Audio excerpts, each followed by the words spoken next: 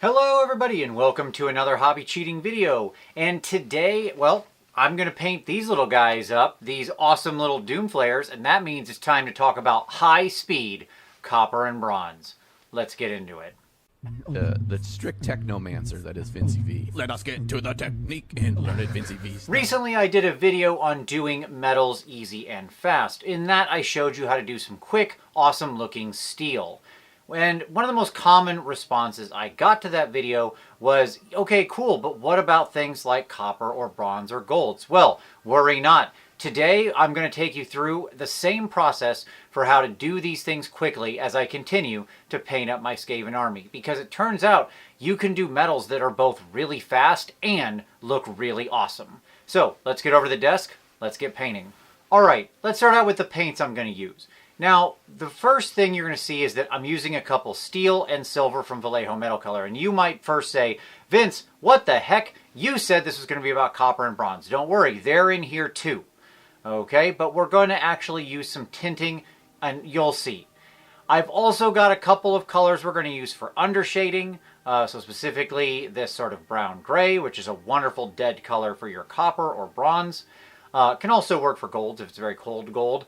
And finally, because this is copper or bronze and those things oxidize, and this is Skaven, they don't take great care of their stuff, we're going to weather it out with a couple of items right there.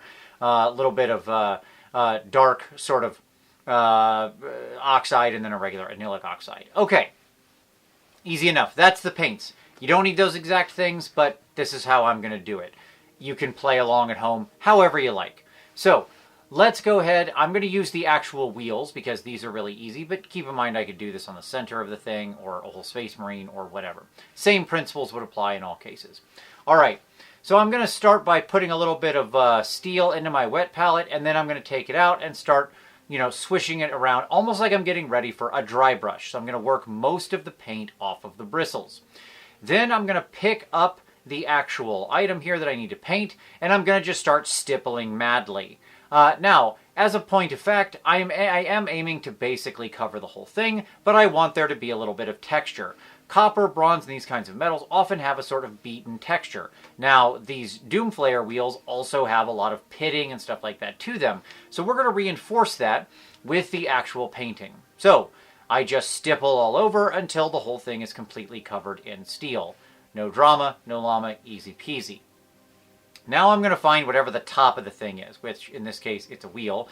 Easier if it's a Space Marine because you know what part is the top. But nonetheless, I'm going to find the top of the wheel. And I'm going to take some silver, so now the brighter color silver, steel metal, or gray colored metal. And just, again, dip in, wipe most of it off. Just get real aggressive with that wipey. And then I'm going to go ahead and just stipple the crap out of like the top about a third of the thing, like divide the circle into 3 sections, third, about the top third. Doesn't have to be exact. If you go a little overboard, who cares? You can correct it later. This time I'm not going for full opacity. We want some of that stipply texture to show through. Again, that's just going to help later. So I just stipple all over, and we're good to go. Okay. And you might say, Vince, well, you turned the thing silver, but you still haven't helped me with the copper or bronze. Well, now it's time for that. I'm going to take a little bit of this copper from, this is from Army Painter, their Speed Paint 2.0 line. And I'm going to use a very moist brush. So I have a lot of dampness, a little bit of water in my brush, because I want it to go on a little bit thin, kind of be a little more runny than it already is. And I'm going to just go through, and each section, I just hit it. Make my way all the way around the circle, hit the little bars in the center I want to be copper, and so on and so forth to alternate. Basically, give it one good coat. Now, I repeat this once it dries. It does take 2 full coats here. You're going to want to go ahead, slap this on twice. So that is to say, I go ahead and apply that copper 2 times. 2 times. All right, great. We got that all set. So now it looks pretty cool. Honestly, if you were just doing some simple army painting, you could stop here and go straight to the weathering. Like, there will be some kind of tonal variation because of the thinness of the speed paint, so it will show some of that transition. But we're going to go farther, of course. And these steps are, like, really fast. Doing this whole wheel was, like, maybe 15 minutes, and that's with filming. So, I mean, you can burn through these things. Okay, Next up, we're going to take a little bit of the dark bronze. This is from Pro Acryl. This is from the set from Matt Sexwish and Ben Kometz, so their signature series. And I'm going to go ahead and this time, the lower third, I'm going to go ahead and stipple some of that in. Now, that dark bronze is a little bit of a more brown set color, still shiny, but it's much dimmer, and it will look like a more of the shadow tone of the actual copper or bronze. Again, this will work for either one. So I just kind of stipple that in about the lower third, kind of the opposite third of where I did the silver in the previous step. Once I've got that all stippled in, I get out a little bit of brown gray. Now, this is just a dark, dead brown color. As a note here, before I get into showing you this step, you can use any kind of like dark brown here, okay? I don't want to constrict you. This is a very specific paint. Again, it's one I happen to love, but you can use a wide selection of different paints here to do this step, okay? So explore. Figure out what dark brown paint you like, what suits you. What you're trying to do here is create the shadow on the bottom of it. So here it's a wheel, it's very round, it's very straightforward. But if we were going to do this with something like, again, like a humanoid figure, I would simply stipple this into wherever I wanted my deepest shadows, okay? So we're creating a progression, and any sort of dark brown black is going to work. In fact, you could even use something like a thin black ink, thin it down with some water, stipple it in, that would work as well. So there's just lots of options here. I don't want you to ever be constrained by some magical recipe I'm using. I want you to explore and find the stuff that gives you the look that you want in your figures. Okay, now let's see it in action. So what I do is I take some of that brown gray. Again, with all of these steps, I am pretty aggressively wiping on the paper towel before it goes to the model. I don't ever go straight from the paint to the model. That's too much paint. You'll notice I'm using a very big dry brush here. It's just a simple makeup brush. If you're curious, the link is down in the description. There's affiliate links for all that stuff, so you can pick it up down there. But I hit like an intersection of where I did the dark bronze. So about 20% off of both sides, something like that. So I cover maybe 60% of the total surface I did the dark bronze in a light stipple of this dark brown gray. Okay. Once that's in place, we now have an established shadow, but we've got to go in and recreate some of the light. I want to push a little more light back in here. So I'm going to go back to my original silver, not mixing it with anything, though you could, if you want it to be lighter, you can mix it with a drop of the copper or something like that. Take a little silver coppery mix. In this case, I'm just going to take the silver and I work the vast majority of it off the bristles. I cannot stress this enough. Work those bristles. Work them like go as long as you think you're supposed to, then go twice as long as that, then go twice as long as that. Okay? That's how long you need to work this paint off the bristles. You want almost no paint on there. Once it's down, once you've worked that all down, then you're going to come back in and you're going to stipple just around the top. Okay? We put some light stipples in around the top of the thing to create where the bright light is hitting that copper, and it's going to create a real silvery sheen. Same would be for bronze or gold or anything like that. What I'm then going to do is work the bristles even more. That's right, we're going back to the paper towel. I work them more because what I'm then going to do is dry brush down, and this directionality is important. I start from the top of the wheel where the light is and touch the model and then go down. Pull the brush away, up, touch the model, down. So I'm only sweeping in a downward direction when I'm in contact with the figure, because I only want to hit those upward facing angles. This lets me get things like the little edges and the little spiky things that are sticking off and all of that stuff. So I'm just going for an ultra light dry brush here. I cannot explain how little paint you need. So little. So very little. Okay, cool. Now we've got our edges in place. We're rocking and rolling. Again, could stop here. This would be cool. If you want some clean, more clean copper or bronze, stop here. You're good to go.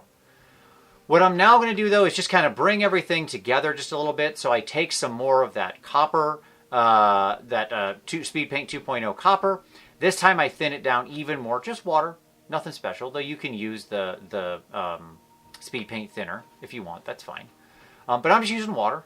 using a big brush. I did this whole thing. This entire job is basically with a crappy old synthetic size 2, a giant makeup dry brush, and a size 10 synthetic brush. Like, this is not detailed work, and that's why it's so much fun.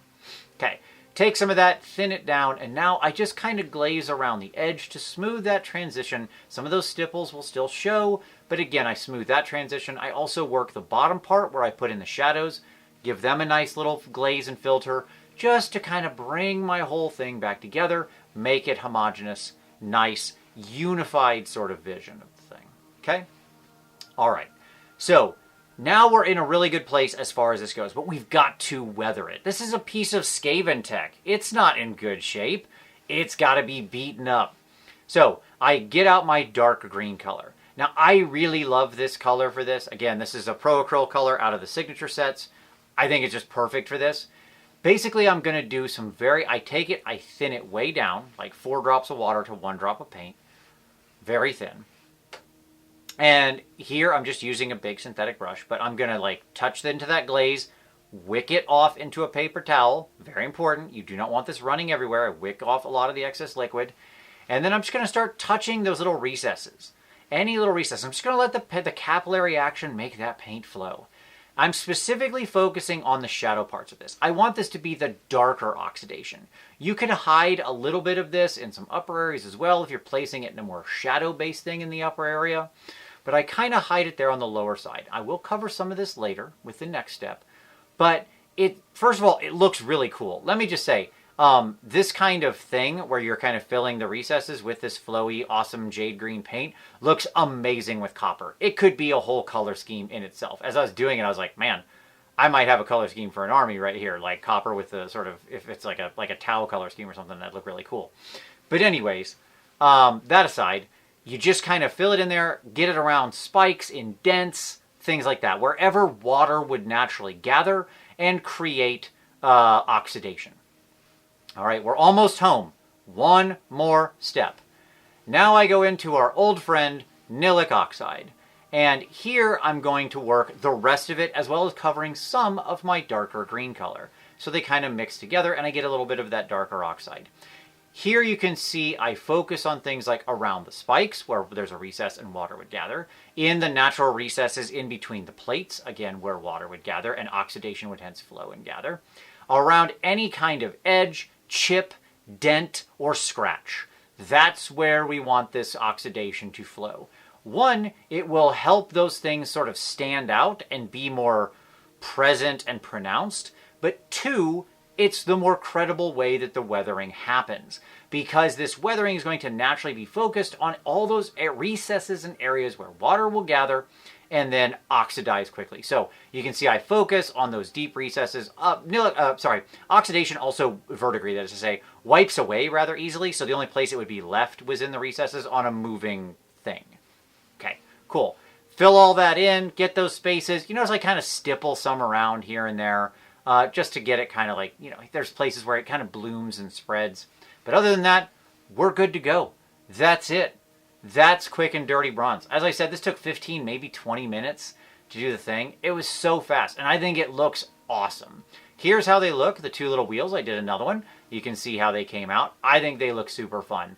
I am very excited about these guys now after going through this. I was like, because these two seem like they were going to be really complicated. I went through this, and I was like, you know what? My hobby mojo is revved up and ready. Because sometimes doing a fast, fun project like this that still looks awesome recharges the batteries and gets you ready to do the next paint job. All right, if you liked this, give it a like. Subscribe for additional hobby cheating. We've got new videos here every Saturday. If you've got a question about anything in this video I didn't answer, drop it down below. I always read every comment and answer every question. If you want to support the channel and help us keep making videos like this, lots of ways you can do so. You can hit those buttons, cost you nothing. But you can also look down in the description. There's affiliate links down there, as I mentioned. It doesn't cost you anything extra. In fact, it usually saves you money, and it really helps the channel. So check that out for your lights, your paints, your hobby supplies, everything you need you can find down in the links. There's also the games that Uncle Adam and I make, so check those out if you're looking for a new skirmish obsession. And of course, there's our Patreon, focused on review and feedback and taking your next step on your hobby journey. As always, though, I thank you so much for watching this one. and we'll see you next time.